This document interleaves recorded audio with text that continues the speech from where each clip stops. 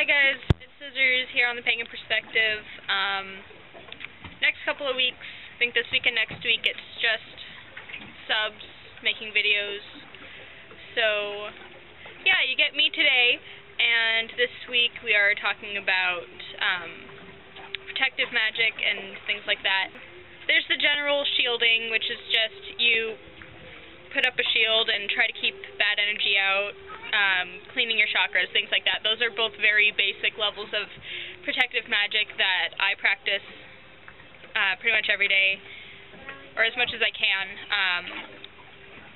And then I try not to get to the point where I have to actually do something big, where I have to do like a cleansing ritual or something like that, because if it's gotten to that point, it's really gotten bad. But what I usually do is I will put together an herb blend if I'm in a place where I can burn incense, and I will burn it over charcoal, and I'll probably do a chant while I'm doing that, or I will sprinkle holy water around, and that is generally my bigger I need to either cleanse or protect this space type of thing. But I don't have to do that a whole lot. I've also started working with black salt, which put a link to the video here about black salt and how you can make it. But I just keep that with my valuables so that they're protected at all times. And switch to the webcam! Okay, so here's the black salt that I was mentioning before. It's a mix of burnt protective herbs and salt that is ground together very, very finely. I have not taken any out of this jar yet because it goes everywhere and makes a mess. But I keep this with things that need to be protected. So yeah.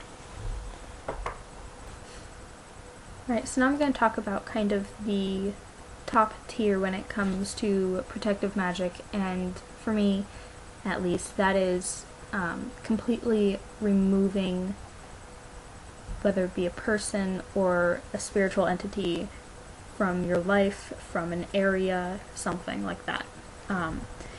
And that's usually seen through like house cleansings and things like that. But I've also had to do it with people, unfortunately.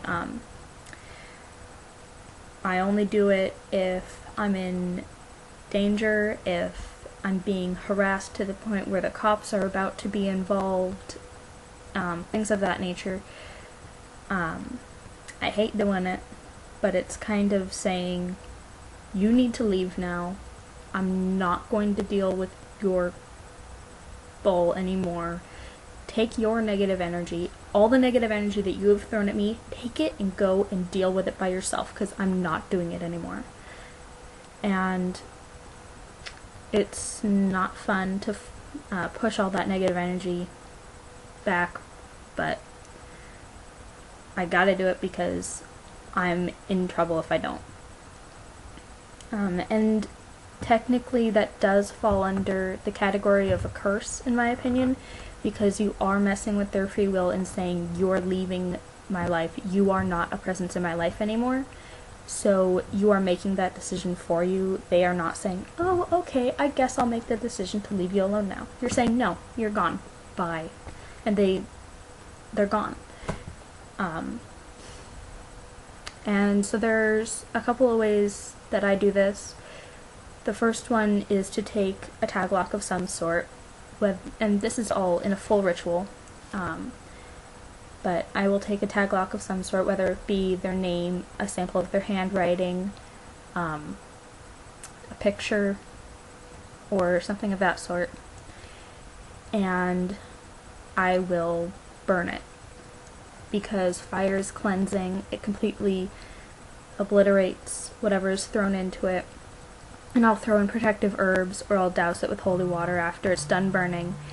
And then I will take it outside of my yard, and I will either throw it to the wind, I will bury it, I will throw it away. Something of that sort. And then the second way that I would do it is to take a black candle and inscribe their name on it and burn it. And then again, take the remains of the candle outside of your property or where you live and throw it away. Get rid of it. Because you don't want to have the remains around, because those are still tied to that person. And if you keep them around, if you keep the remains of the spell around, then you are keeping something that's attached to them around, so they have the opportunity to come back into your life and mess things up again. And that's kind of defeating the whole purpose of the spell. So get rid of it. And I really hate doing that. I've only done it a couple times. Again, I was in serious trouble. The cops were about to be involved, so I had to get this person away from me. So on that happy note, I'm gonna see you guys next week. And until then, mucha love and blessed be. Bye.